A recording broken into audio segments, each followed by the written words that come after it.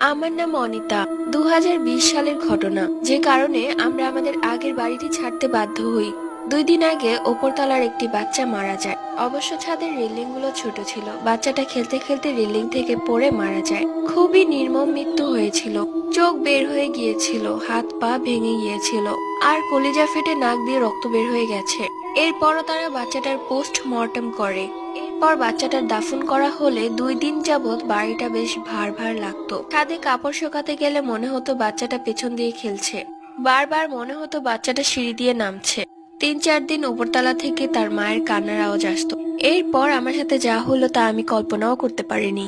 বলে রাখা ভালো, আমার রুমে কোনো ওয়াশরুম নেই। বাহিরে ডাইনিং রুমে যে ওয়াশরুমটা ছিল সেটাই সবাই ইউজ করতো। রাত 2:45 ওয়াশরুমে যাব বলে উঠলাম। উঠে ডাইনিং রুমের লাইটটা জ্বালাতে দেখলাম সেই বাচ্চা দাঁড়িয়ে হাসছে আমার দিকে।